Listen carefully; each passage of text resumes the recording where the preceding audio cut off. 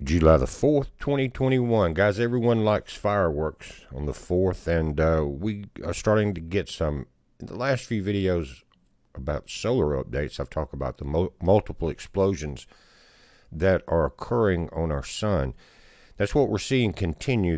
We're on the 2nd, coming into the 3rd, just continuing off the right side, and something has happened that has not happened this entire solar cycle, and it hasn't happened for the last several years. Is we've had an X flare, and that's a definite sign, guys, of moving strongly into solar cycle 24. But again, look at that, the 2nd going in through the 3rd, just multiple explosions. And the size of the sun in this image is this white circle. The red circle is what's called an occulter disk, and it's like holding your hand up in front of your eyes or something to block the sun so that you can see other things, and that's what this is. The sun would be so bright you wouldn't get a very clear image of what's actually going on around it. But again, multiple explosions, and now we've had our first solar X flare. Now this is a perfect still shot from the Solar Dynamics Observatory, we call the SDO, of this X flare, and the reason that's how it gets its name. You see that classic X, it's the most powerful class, and then you've got several classes of X flares, just like you do hurricanes. Now this is a perfect image. It's from the Solar Dynamics Observatory, and it is from sunspot AR 2838. It's starting to rotate around that west limb of the sun, and guys, it could rotate all the way back around. It takes about 27 days. You'll start seeing one come back around. But it's saying this is now the largest solar flare of cycle 25, at least in terms of peak X-ray flux. The region also produced an impulsive 2.7, and you saw those multiple explosions, but it says because AR 2838 is already approaching the west limb, any associated CME activity would likely be directed away from the Earth. And it is. On the CME tracker, it blew out that right side that you're looking at, and it's headed out into space that way. It says elsewhere, large AR 2835 located in the southwest quadrant remain mostly stable with only a few very small B-class flares detected. There will remain a chance for at least another moderate M flare during the next 24 hours. Now here's a chart right there, guys, and the red line is when you cross into your X flares, and this flare definitely did that.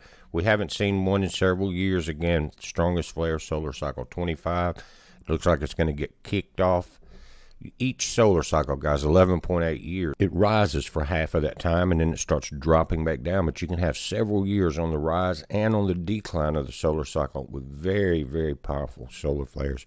We tracked X flares that left the sun and struck Fukushima that afternoon. We tracked them, talked about them 2 or 3 different videos. Bam, the greatest natural disaster that's hit the planet because of the leak in the radiation in Fukushima. It occurred then, but at that point, Japan was turned right into the sun when it arrived on Earth. Definitely Earth-facing. This is a current images, July 4th, of what we're dealing with on the Earth-facing side of the sun. 2838 is where the X flare came from. You wouldn't really think it looking at that area that could produce an X flare, but it did. 2835, they say, is producing B flares. This is the one that we tracked as it came around the sun, and it had separate magnetism, but that grew together, and that's where we're starting to see the smaller flares. Guys, and even though the CME will not affect our planet, it blew off to the right. It's like turning on a light bulb. You have 2 different forms of energy that comes from the sun at 2 different speeds. One is the coronal mass ejection. It takes a couple of days to get here over that 93 million miles. But when you have a light burst, it is 11.8 minutes or something, 8.11 minutes. And this energy has traveled 93 million miles and struck the planet.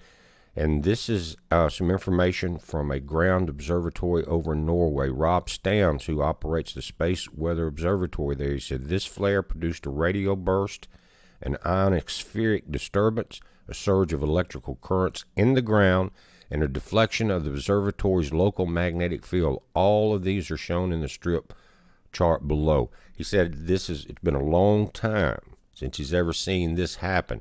You can see where the flare was here, this long straight line. Then your ground current is here. Then you've got VHF receiver signals. You got in two categories, and then your shortwave radio frequencies. All of this was affected. And the blue line is ground current. And guys, I remember watching when CERN was up and running at its peak, when these ground currents would hit. And we're dealing with this observatory in Norway up there, you know, it's northern hemisphere, same as CERN up on the Franco-Swiss border.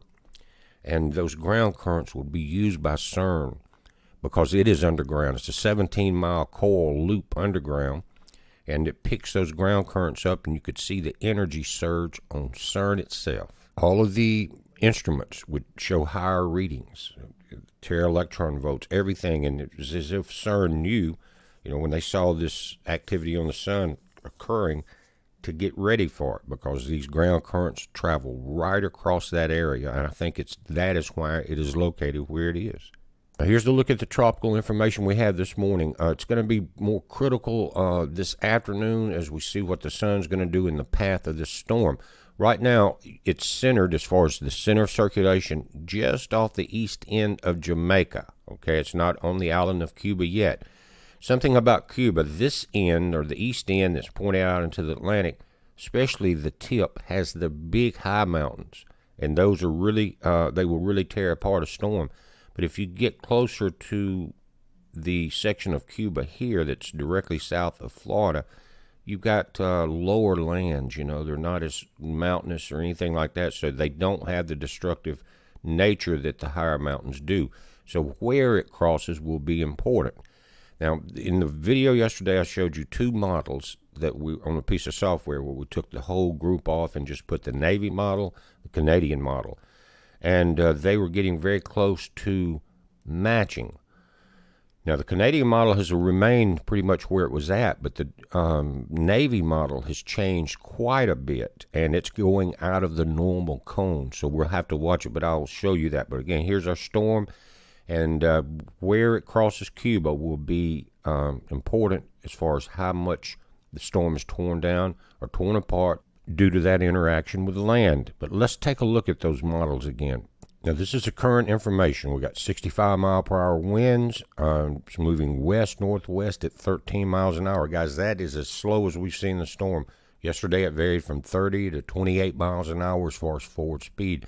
Millibars and pressures, 1,007. And your storm is right here. This island you see off the tip is Jamaica. By this afternoon, 2 p.m., they're saying the storm will get back up to 70 miles an hour. See this? Until it impacts Cuba.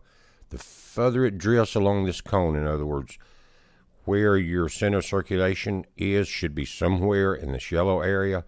If it stays to the west or to this left section of the cone, it's going to pass over the flatter areas of Cuba. It's going to have less damage on it. But by Monday, 2 p.m., it should be coming off the island itself. Remember, though, your tropical storm winds exceed out further than that. But it's showing impact in the area of the Keys, Tuesday, 2 a.m., middle of the night. And that's going to be a problem because that's when you're going to see the most impact in South Florida. Tuesday by 2 p.m., it's up along the coast. Wednesday, 2 a.m., it's coming back ashore somewhere north of the Tampa area up into the Big Bend. Now, the Navy model was up earlier. Right now, they must be recalculating exactly what it's going to do. But the Canadian model now has come back towards the Miami area and coming right across this southeastern tip of Florida, back into the Atlantic Ocean. Again, going north, very close to the Carolina borders. And earlier, before they started changing the Navy model, it was not even touching Florida. It was coming up the edge here and then taking an aim at the Carolinas. So it's going to be important this afternoon to see the interaction with Cuba. That's going to determine what we'll be dealing with. Now, they're saying it could get back up to about a 70-mile-per-hour storm.